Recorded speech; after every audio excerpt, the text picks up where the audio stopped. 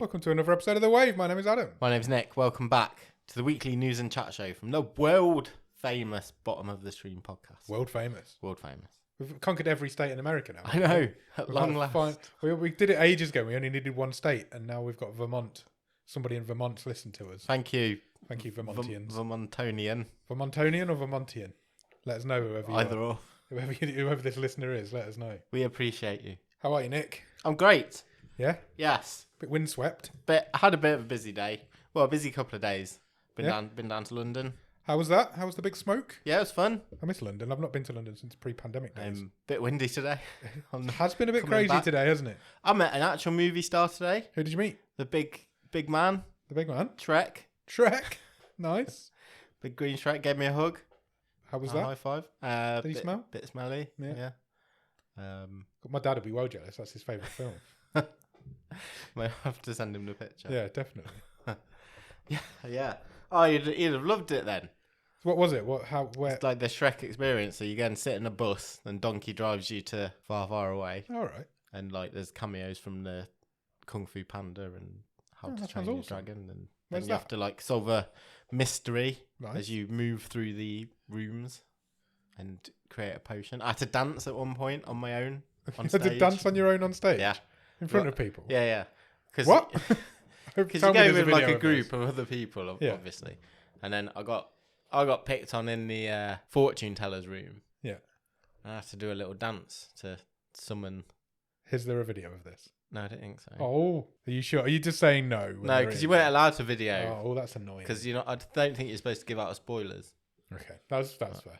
Yeah. Out of 10, what are we rating this experience? What, my dancing? No, the Shrek experience. It was fine. I think if you're a younger, my kids loved it. So isn't Shrek like 20 odd years old now? Though? Yeah. Who's it aimed at? I suppose kids are still watching it. No, but I think it's DreamWorks, isn't it? So they had to build up a bit of a roster, I suppose. Yeah, I suppose so. Because the trolls were there as well. Cool. So yeah, that was fun. Good. So you've had a good time overall. Yeah. Apart from the weather. Yeah, it was fine today. You weren't in the O2 Arena when it fell over, were you? No. Good, that's good. It was a bit blowy at parts, but no, home safe and sound. Good. Thanks for asking. How about you? I'm all right. I've not really done a lot. I don't do a lot. I say this every week. I've not really done a lot because I haven't got a life, really. I came home the other night and my barbecue cover in my garden was like a kite in the garden. Oh, it was tied to the barbecue, but it had come off the barbecue. It's like American Beauty. Yeah, it was almost like this window here on the first floor. It's crazy. First floor, like I've got more than one floor. The East Wing. Just flew over the East Wing. It's like you were in the movie we talked about last week when things kept flying past the window. Yeah, it was exactly like that. Should we talk about that a little bit more? Yeah. Great film. Yeah, just go and watch it. It's an amazing film. And go listen to our episode from last week. Yeah, definitely. Because I enjoyed talking about it. Yeah, we had a lot of fun with that one. Oh, it's still creeping me out. I've still been thinking about it a little bit. Creepy little film, isn't it? Yeah. Iranian horror. Yeah. I'm going to try and find some more Iranian horror. If they're that good, yeah. Yeah. There's one, is it called The Girl Who Walks Home Alone at Night or something? That's quite a famous one. Yeah. I might try and check that out. I think that's Iranian. I think it might be one of the best movies we've ever seen on this show, and it's not even come. And it didn't even go top of the stream table. I don't think it could have been much closer. As far as horror films go, it probably is the best film we've seen. Best horror film we've seen, definitely, I think. See, I know horror films better than you. You just picked one. I haven't picked my wild card yet. You don't know what I'm going to pick. Yeah. You picked a horror film. I'm going to have to pick some sort of rom-com or something. Oh, no. Is that my genre? That's your genre, yeah. That's what you're into. You need to pick like a buddy cop action film or something. Oh, that's never happened. Should we do some Netflix news? Yeah, let's do some news. Big news. This is big Netflix. Big Netflix news. The biggest news of the week, I would think. Finally have a date for the premiere of Stranger Things Season 4. Yes, we do. Which it's now like 3 years on since Season 3. In July, it'll be 3 years since Season 3 came out. Which, when you've got a cast of kids, is a very long time. Yes, it is. There was quite a lot of news to unpack in this announcement. Yeah, there was. Because Stranger Things Season 4 is going to be split into 2 volumes because it's so big. Yeah. Apparently, although there's 9 scripts, apparently, which leads me to believe it'll be 9 episodes. I would think so. You're not, unless there's one without a script. Which isn't an increase in number of episodes. But then the statement says that the runtime is nearly double the length of any previous seasons. Does that mean they're all going to be like double episodes? Are we getting 2 hour episodes? I think you're going to have a few long ones. Sounds like it. Yeah, Volume 1 of Stranger Things 4 premieres on May the 27th. And Volume 2 on July the 1st. It's not even that long between them. No. I think I know why they've done it, but it makes you wonder why they've done it. Say that's 5 weeks between them. Yeah. I'd be giving big consideration to releasing them week on week. Yeah. If I was Netflix. I don't think it's done Disney Plus any harm with those Marvel series. It's worth an experiment, I would have thought. I don't know why they've not done it. Because if anything's a sure thing, it's Stranger Things 4, surely. Yeah. I think Netflix have got a quiet summer this year, and I think that's probably why they've done it. Yeah. I don't think there's, especially TV-wise... There's no hint in here that that's what they're doing. I think we'll get 4 or 5 episodes in Volume 1, and then the other 4 or 5 will be in Volume 2. If you could have the willpower, you could do it yourself. Just watch one a week. There's 5 weeks between the two. Especially if they're all nearly movie length. Yeah, if they're all going to be feature-length episodes. I don't know if they've missed the boat slightly with it. I just don't think they've been ready. And then the pandemic's obviously delayed things. But do you think the appetite's gone for it a little bit? I don't see people getting excited about it. There is a finish line in sight because they also, the Duffer Brothers confirmed in the statement that season 5 will follow and it will be the final season. So the tagline for this season is the beginning of the end. Yeah. I think you've wasted, wasted's a strong word, but you've wasted 3 years of these kids' teenage years. They're all like over 18 now. That means they're going to do it again. They're going to be like 25 by the time season 5 comes out. They will look old by the time season 5 comes out because I think your delay is more going to be... although it's been 3 years, I think the footage for these was in the can quite a while ago. Yeah, it's been in the can for a while. I think your bigger aging is going to come between 4 and 5. Because obviously that's not even near going to camera. I wonder if they'll go timey-wimey and possibly shoot it forward a few years. Because all your regulars are returning. Yep, they're all coming back. Robert Englund's in it as well. Oh, is he really? Season 4. So Freddy himself, Freddy Krueger. Interesting. I don't know if I've ever seen him do anything that's not Freddy Krueger. Unless he's going to be Freddy Krueger, isn't it? That'd be a twist, wouldn't it? Yeah, cool. I don't know. I kind of see what you're saying, but I think the hype will be so real by that point. Yeah, I think now they'll start pushing some marketing behind it and things now, won't they? So it will just be interesting to see what sort of numbers it does when it does. Yeah, does hit. We talked a few weeks ago about a Netflix sitcom that is coming called Blockbuster. Yep. About the last Blockbuster video. Yes, that's right. I remember. And Randall Park had signed up to be the male lead. Yeah. Well, the female lead has now been cast. It is Melissa Fumero. Oh, right. Okay. From Brooklyn Nine-Nine. That's cool. So she will be joining forces with Randall Park in Blockbuster. I quite like that. Yeah, I quite like that. I think 10 episodes is going to be in the first series. Excellent. I love Brooklyn Nine-Nine. She's going to play the assistant manager of the Blockbuster. Yeah. And Randall Park will be playing the manager. I imagine it's going to be like a superstore kind of vibe. Possibly. That's what I'm getting from it, but whether it will or not. No, it's good. It's exciting, that one. I'm looking forward to that. Some more quite big news for Netflix. Yeah, this was quite big news. It's been confirmed that all the Marvel Netflix shows leave Netflix on the 1st of March. Yeah, which is quite big news because they're all billed as Netflix originals. Yeah. All of them, and they're not. Yeah, the rights to the shows are about to expire. There is a presumption they will end up at some point on Disney Plus. I'm pretty sure they will. This is like this really confuses situation, isn't it? Because I think Marvel at one point said like none of these were canon. Yeah. But now they kind of must be because Daredevil's around, isn't he? Yeah, Daredevil's in the new Spider-Man film. Yeah. That's not is a spoiler, but he's in the first scene, so it's not much of a spoiler. Maybe I could see Daredevil coming back, but is he going to come back as a series? No, I don't think so. Are any of these going to come back as... No, I don't think you ever bring any of them back. I think Not Daredevil as a series. No, not as a series. I think Daredevil will appear in other people's movies. In Marvel projects, which is I think what's going to happen in all the Marvel films now. I don't think we'll see a big ensemble movie again. Yeah. So I think people will just appear and not appear, which makes them feel a bit more weird for me. Spider-Man's working on his own to try and save the world. Where are all the others? And yeah, there's always that question. Yeah, it does. And the Avengers solved that problem, but that doesn't appear to be a thing anymore. Yeah, apparently the deal was that none of these characters could be used by Marvel for 2 years from the date that the shows were cancelled. Okay. So So that's all just ticked over. Jessica Jones has been more than that, I would think. Yeah. And you had Vincent D'Onofrio was in Hawkeye. Yes. As well, the Kingpin. Yeah, absolutely. So he crossed over as well. Again, I don't think that's a spoiler. I don't think so. I haven't seen Hawkeye, and I don't feel like you've spoiled it for me. Okay, fine. So we'll see where they pop up next. Yeah, definitely. Do you know who's going to be a busy boy? Who's going to be a busy boy? Yolo Mariduena. Mariduena. His name is Sholo Mariduena. There you go. I listened to his podcast, so I know how to say it. He is Miguel in Cobra Kai. He is indeed. And he's got a new job. Yeah, we know he'd been cast as the Blue Beetle in a DC movie. Yep. He's got another new job. He's going to Amazon Prime because he's joined the cast of a new animated series set in the world of The Boys. Okay, so they're doing like a spin-off show. Yeah. Okay. Animated, did you say? Animated, yeah. Cool. The Boys presents Diabolical. Okay. It's a spin-off anthology series. It will premiere at the beginning of March. Oh, that's really soon. Each of the 8 episodes will explore a different aspect of the dark comic book universe, all with their own unique animated style. Oh, okay. Yolo will come... Cholo. Cholo. Oh, no, change it. Change it. He's going to start in at least one episode. Okay. Yeah. He's great. Good for him. There's quite a few names who have got voice roles in various episodes. Andy Samberg. Okay. Giancarlo Esposito. Yep. And Awkwafina. Nice. And Seth Rogen, who you'll be glad to hear. I can just about handle his voice. It's his stupid face I don't like.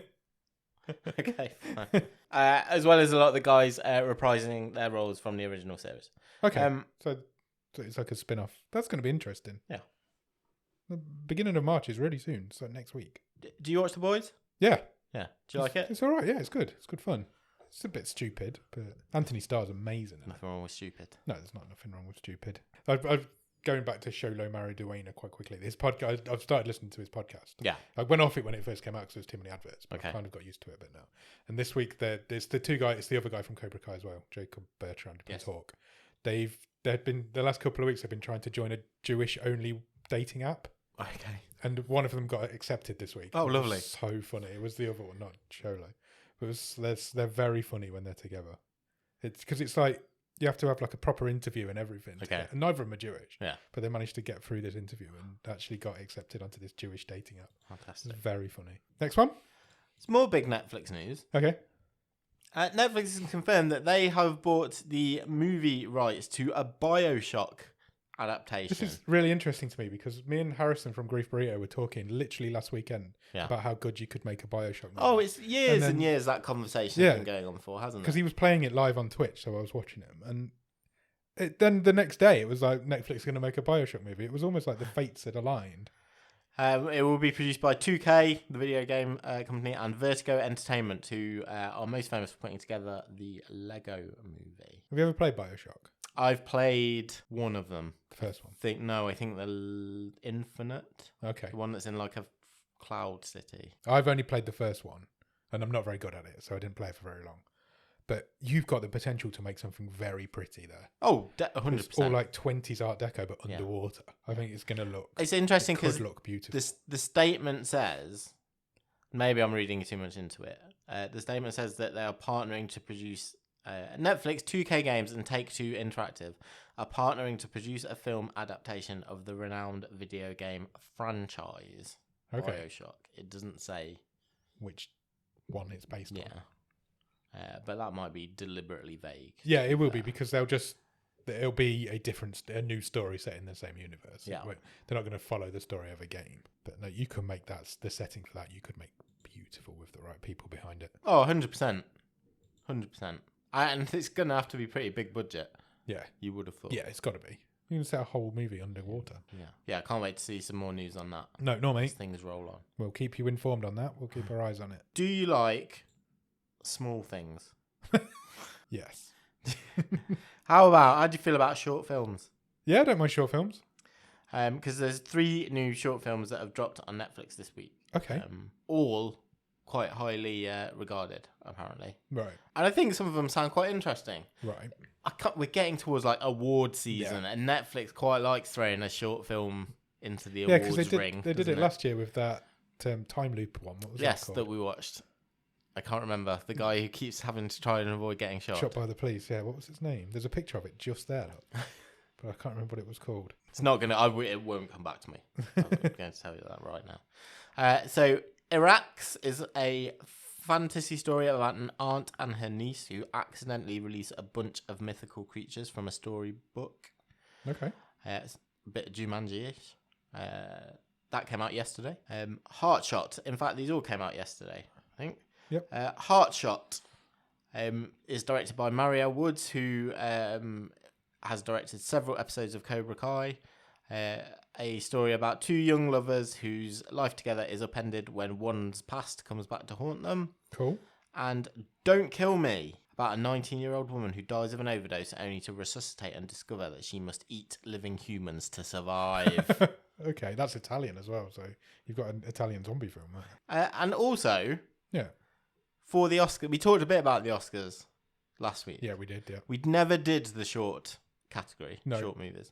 Netflix has got 4 nominations in that category. Right, okay. Out of 15. Nice. In the category. They nominate 15? Yeah, that seems... That's a lot, isn't it? Just for one award. Going back to our conversation. Would you like me to run through them? Yes, I definitely. You could go and watch. You can watch all of these on Netflix. You can have a whole... Watch all of these, 7 short films. You've got a film. Yeah. Yeah, one film. Audible follows the story of a football team at the Maryland School for the Deaf dealing with the tragic loss of a teammate and trying to keep their winning streak alive. Okay. Lead Me Home follows a bunch of homeless people living on the streets of the west coast of American cities. 3 Songs for Benazir is a short Afghan documentary about a young man with dream of building a life for him and the woman he loves, although the choices he must make are grim. Robin, which is from Aardman. It's a heist movie about a robin raised amongst a family of mice. I didn't realise Aardman had got stuff. I think Gillian Anderson might do a voice in that. Okay. Yeah. 2 Distant Strangers. That's what that film was called. Ah, well done. It's on the screen there. Oh, okay. There was a section on previous Oscar winners. Okay. So yeah, those 4 are all nominated. Then the 3 that we talked about at the start are just about to hit Netflix or have already. Knock yourself out. I might watch find those. A real hidden gem. All 3 of those sound quite good, the new ones. So I might check them out before next week's wave. Oh, If Anything Happens, I Love You. I've seen that. Okay. That was quite the heartbreaker. Okay. Oh yeah, I've seen that as well. No, I won't. Did we watch that on the show not long ago? Just to chat about it. No, I think I've definitely watched it. That Don't Kill Me, the Italian zombie one, that doesn't come out until Monday, so that comes out fine. Today as of this release of this episode. But I'll watch them before the next wave, and I'll report back next week. Deal. Okie dokie. Next. Oh, we love a real life crime drama. We do. Well, an actor over in the States has been. The United States has 50 states. Alexa, stop. Nothing I said then sounded like Alexa. It didn't.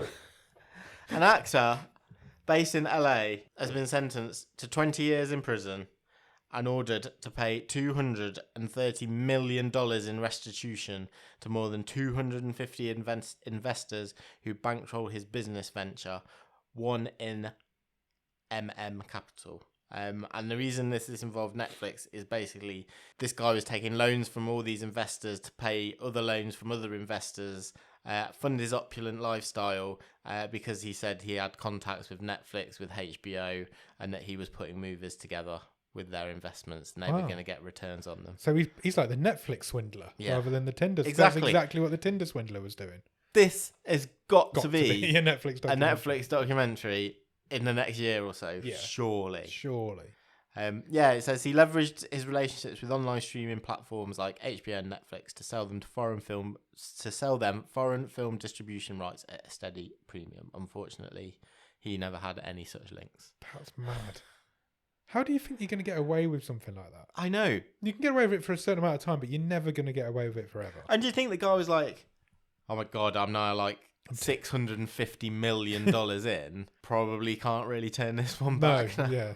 I'll get used to my 20 years in federal prison. 5 years. 5 he was doing it for. It took him. Wow. The logistics of a Tinder swindler confused me. I can't understand how you do it to Hollywood moguls. He raised millions of dollars for investors and promised them he was using their money to buy licensing rights for hundreds of movies that would be resold to HBO, Netflix, and other platforms abroad. He showed them numerous fictitious documents to substantiate his claimed deals with HBO and Netflix, including fake movie distribution agreements. That is crazy. That is crazy. That would definitely be a Netflix documentary. Yeah. The Tinder swindler follow-up, the Netflix swindler. Okay, moving away from Netflix. Yep. Loki. Yes. Loki season 2. Yes. This is quite interesting news, this. Yeah, it is. Well, we already know it's happening. Yep. I think that cat's been out of the bag for some time. 2 guys who are going to direct most of the episodes. Yep. Or the majority, I think, as it's phrased in this article, are Justin Benson and Aaron Moorhead. Correct. Who we've seen some of their work. We have. On this show. Have done one of their films. Yeah.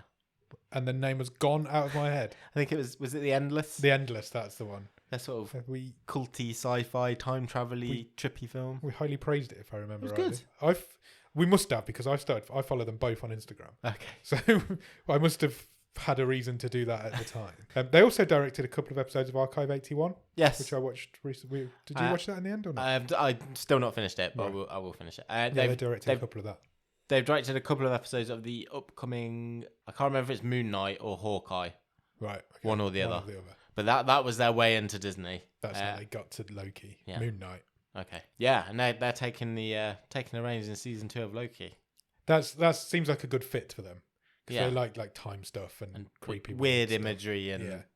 I think three moons setting over the... If you're going to give them anything, then you give them the Loki TV show, don't you? That's good. Good for them. I'm happy for them. Loki was a great season as well. So we found them here first. We did. They're our boys. I think we did get a couple of likes from one of them on Twitter. I think that's probably why I started following on Instagram. Or a retweet from one of them. Yeah, I think you're right. Because we praised the movie. Yeah. And we did say I was going to watch the others that they'd made that were kind of tied to The Endless. Yeah. But I never did. The one that they made after was tough to find in this country. Yes, it was. Or it hadn't yet been released. Yeah. Because it was supposed to be, a good follow-on.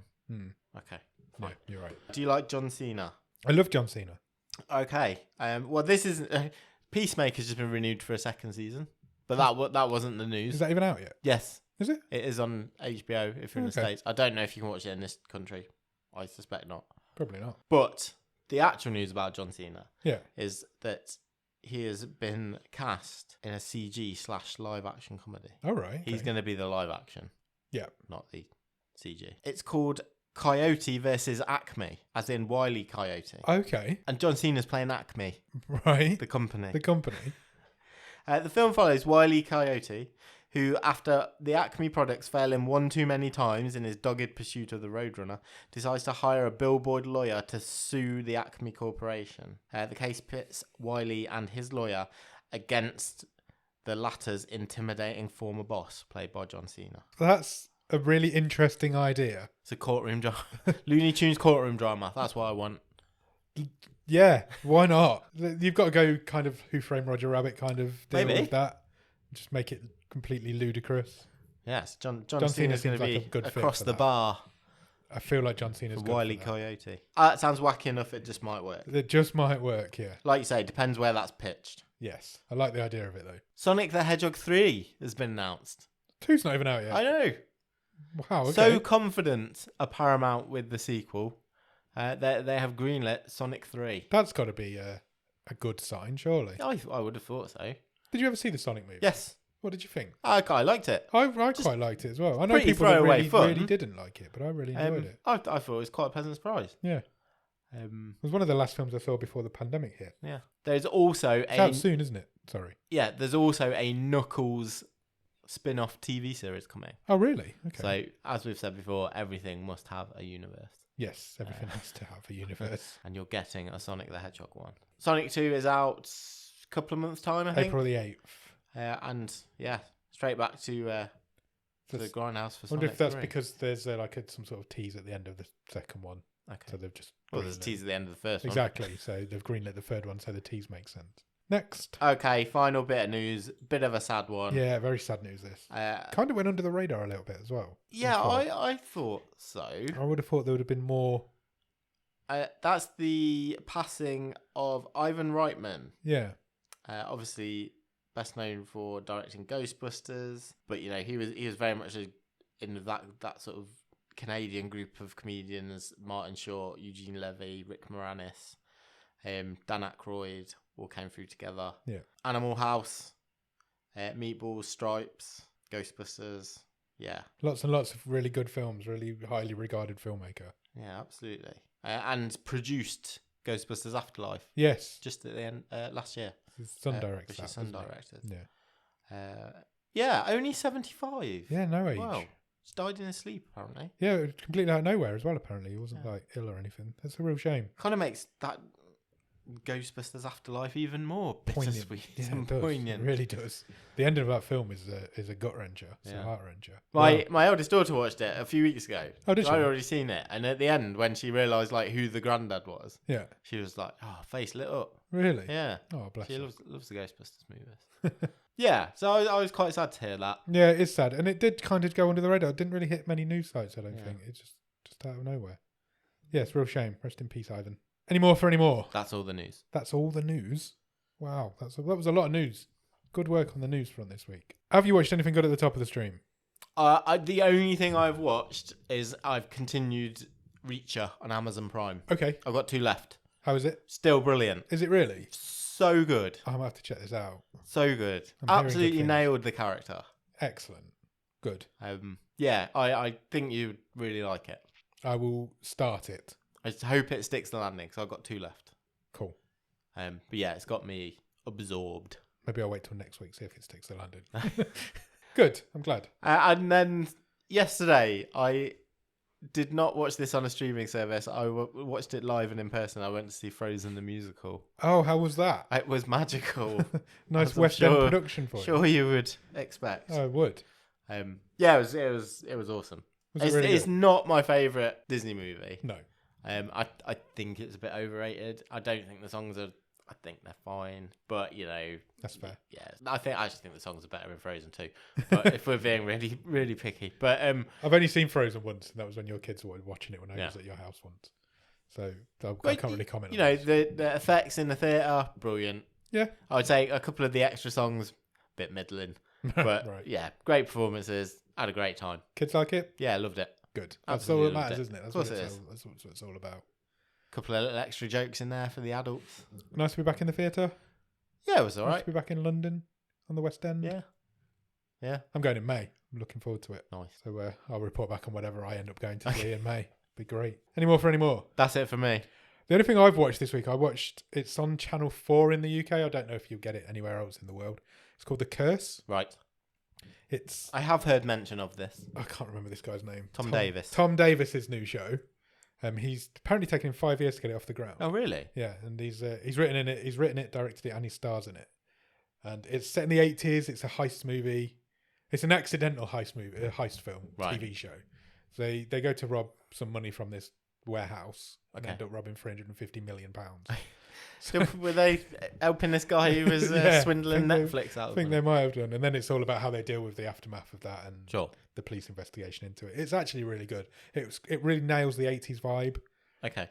Tom's character is it takes a lot to get used to the character he's playing. It's a very unusual accent, let's put it that way, what he chooses to use. I would describe it as 80s pub man accent. The accent of an 80s pub man is how I would describe it. And when you hear it, you'll know exactly what I mean. But yeah, it's great. I was left a little bit dry by the ending. That might be just me, but there's an ending tease at the beginning. Right. So she's the narrator woman's like tells you what might happen at the end, and then that thing doesn't happen. So it's all like, so I think they've left it open for a second season, but it felt like, why bother with that at the beginning if you're not going to give it me at the end? But yeah, it was all right. It was good. There's 6 episodes. I think they're only about half an hour each, so it's worth checking out. Nice. It's called The Curse. Okay. That's pretty. I'm still watching The Office. Oh yeah, the American Office. Yeah. I've got about halfway through season 2 now. What do you think? Great. Yeah. Season 2 is infinitely better than season 1 was. But yeah, no, I'm really into it. I've even started watching it when I'm not on the treadmill. Oh, there you just go. Like, You're in. It's got me. I'm in. And I did 8 minutes on the treadmill running the other day. Running. Well done. Get me. I'd never run anywhere in my life. Done it twice this week. So yeah, so that's pretty much all I've done this week. We have watched one more thing. Yes. Yes, we need to talk about the season finale of Katla. We do. Where do we begin? I'm not really sure. This was weird. I'm going to begin with this was disappointing to me. I think ultimately, after I'd sat back half an hour and thought about it, I thought the same. Yeah, it didn't feel like a finale, and I didn't feel like I got any answers. But I did get some answers, but they were a bit cop out. I thought. Do you know what I think my problem ended up being? Why I felt disappointed? Because I still was waiting for people to start acting like something weird was happening. Yes, I agree. And they still never fucking did. No, they really didn't. There was one scene in this episode that really wound me up. I think I know exactly what you're going to say. And the character of Grima, you'd said a few weeks ago she'd really annoyed you. Yeah. And I was like, I'm not quite there yet. She's in this awful, episode, she's awful. No one would act like that. No, they wouldn't.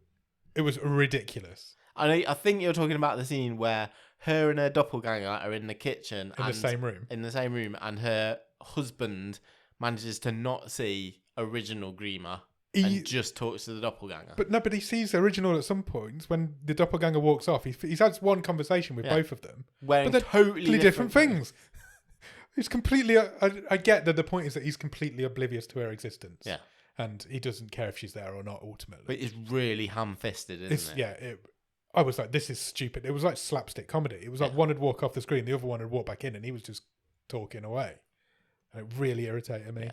And then it fell flat, really that scene did. I really didn't like her by the end. And then the scene happened. There's a warning at the beginning of this episode, which Netflix do when suicide is a thing because of all the flat they got for 13 Reasons Why. Because there's a game of Russian roulette in this episode. Yeah. Between Grima and Dopplegrima. Which made no sense either. No. Because, I actually think it would have been a good tense scene and a good way to, not finish the series, but, the sort of dramatic climax of the series. Yeah. But the problem is they didn't do the setup work because at no point had Dopplegrima... I've just come up with that from the fly and it's a great At no point had Dopplegrima sort of go, it's you or me. Yeah. That conversation had never happened. That had happened between others. Doppel people. But so when Doppelgrima just like sat down and was like, yeah, all right, let's play this game. I was like, whoa, where's that come from? Yeah, it didn't earn it. No, it really didn't earn it, and it felt ridiculous. The whole end of the show feels ridiculous to me, and it's a ridiculous show. It was just stupid. So it ends up with this game of Russian roulette. They get through the whole barrel of the gun, and so the last person is going to kill themselves because there's the only one shot left. And Doppelgrima shoots herself. Do you know what the real twist is? If she didn't, she'd have turned the gun on. Why not do that? And then I would have been like, "Fuck me." And then they end the episode with Grima being all like friendly and happy. She's got like her second lease of life, and she's now can play the piano. And it's like, I was like, that's such a cop out. Which again, through the whole 8 episodes that we've seen, she'd never even. It was almost like she was trying to decide, do I still love this guy? And that all happened off screen. There was no. She didn't get to act any of that, did she? He does not enjoy his wife. He didn't like his wife.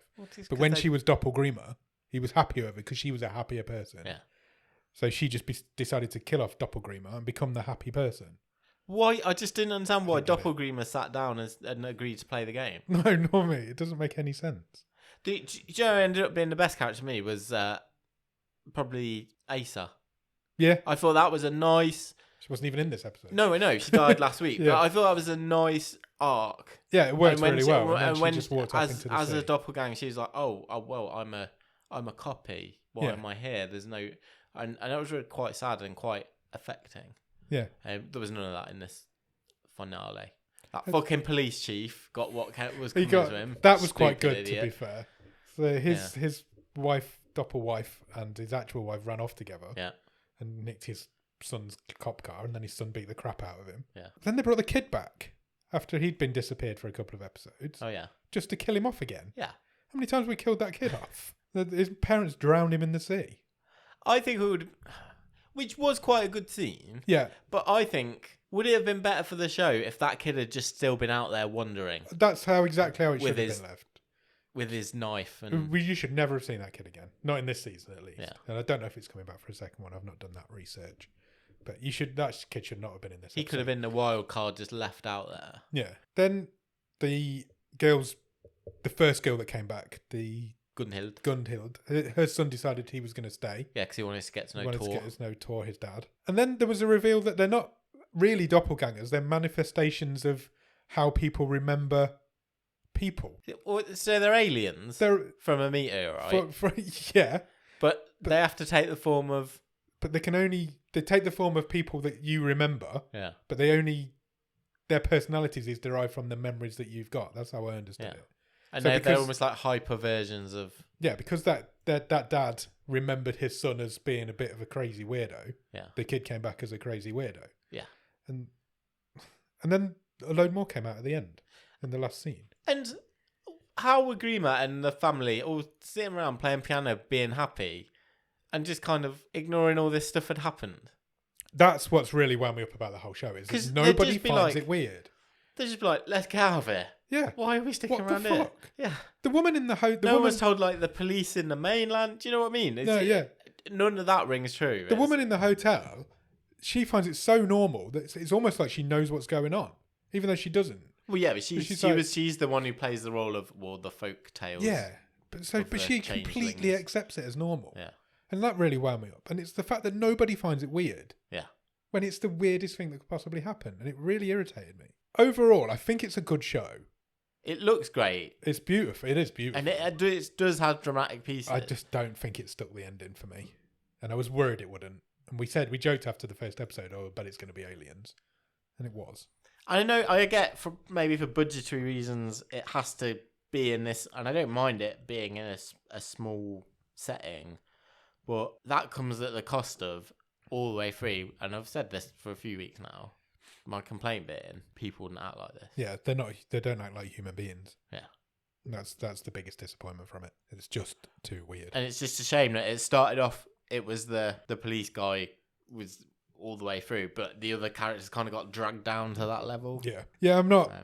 if it does come back for a season 2, would you watch it? I probably would watch the first episode. Yeah, but I don't. It's one of those shows where I don't think I'd get past that. And also, the very last shot is loads of other changelings coming out of the volcano. Yeah. But there's no one left in the town, No, who are they going to be? Yeah. Exactly. So, I don't know. I'm not convinced. It's certainly not the best show we've done. Bang average for me. Bang average is a great show. So that's done. Katla's done. Yeah. So what we need to do now is pick another one. Find something else. So we found one, have we not? We have. Are we going... I think it's Brazilian. It's... by way of Japan. It's Brazilian-Japanese. Brilliant. Because why not? It's my favourite fusion. Be good meat.